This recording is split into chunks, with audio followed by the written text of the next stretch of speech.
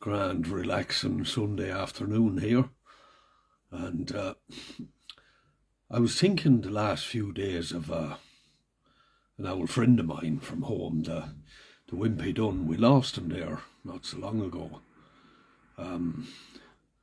He was a great character. Everything I learned in my trade, he taught me. Almost everything anyway. He was one of the old school craftsmen. He could build a house or a bungalow from the ground up. He could do every trade himself, and today they have a version of that called a multi-trader.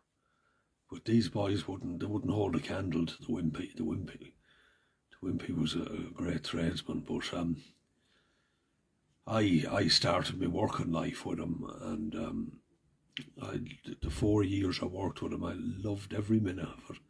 The crack and the things we used to get up to back in the mid-1970s.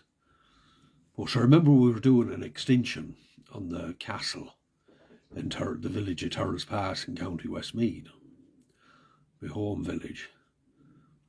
And one morning the Wimpy come in, and with the block work up and the roof on, but we didn't have any windows or doors in it. And the Wimpy said to me, he had a box under his arm, and he said, "Jeez, look what I'm after bringing in." He said, "Tea bags." I said, "I've heard of them. Now, up to this, we used to make tea loose, with loose tea, you see, make a big pot of it." And anyway, next thing was, he showed me how all you do, he says, is put the one in a cup, put the sugar in it, put the metal, put the water in it, and let it draw, and your tea is made. So that was grand anyway, and I thought these were great jokes, And I used to be, when we'd be drinking tea, I'd be telling the Wimpy about how haunted that castle is. Oh, I said, it's full of ghosts. I says, in the bog, Turles Pass bog, another name for it, I can't think of it, at the back, I says, that's full of fairies. I said, but the fairies won't let the ghosts out on the bog. He said, "You're drinking too much whiskey." He said, "You do be raving." I said, "I'm not," because the crack was, one night I was very drunk in the village, and the boys didn't want me to come to a party they were going to. I was too drunk. So they told me there was a party in the castle. And the castle was a dark, empty place at that time. There was nothing in it. And I went in there, and I spent the night in there, and heard lads talking to me and everything, and telling me where they were from, and full-blown conversation I had with them. And it wasn't until the next day I went home and sobered up, I realised it was ghosts I was listening to and chatting to. But the Wimpy was having none of this. He said,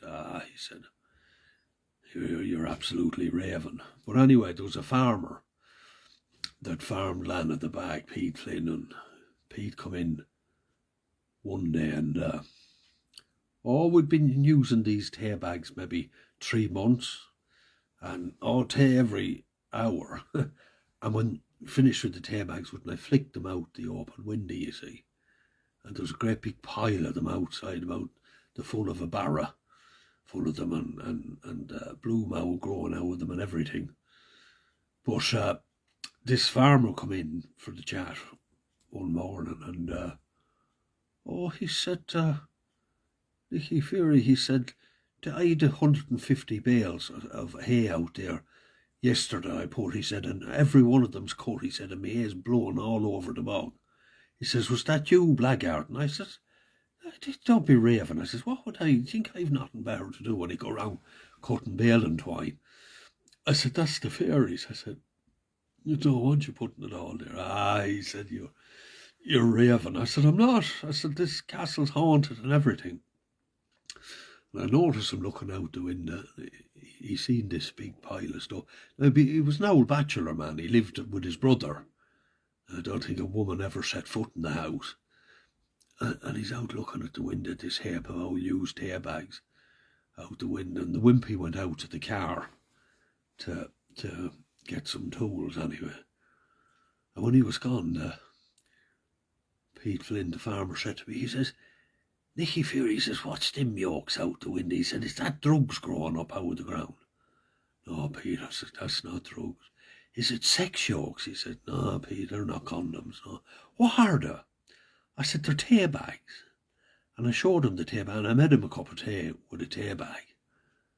Oh, Lord, clear to me, good God, he took off his cap and he walked out the door, scratching his bald head. Clear to me, good God, he said, what will they think of next? Tea in a feckin' bag. Anyway, that was grand. Another few weeks passed, and I was late one morning, about 20 minutes, and I'm coming in, and here's the Wimpy and Pete Flynn coming out as white as two ghosts. Say, what's up, lads?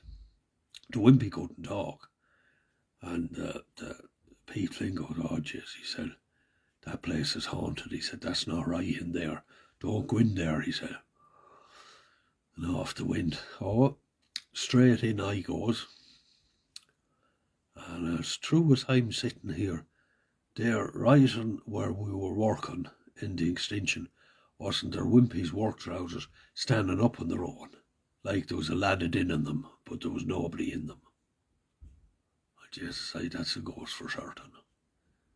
So by Jesus, didn't I get the hose, and I put the hose on him and knocked him down anyway, and he must have disappeared around. But in the meantime, hadn't the Wimpy done gone down and knocked up Jody Canute, the publican, and gone into the pub? And I went down and I said, Joe, I said, I'm after knocking him down with the hose pipe.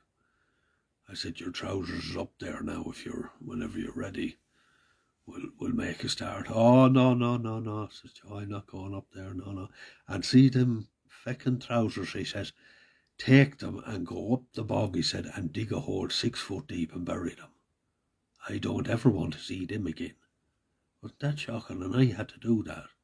I had to go home and get the sleighing and dig a little bog hole, 6 foot deep, and bury the Wimpy's trousers in the bog. That's where the Wimpy's trousers in. Oh, that's a fierce haunted place. That lads wouldn't believe me at all.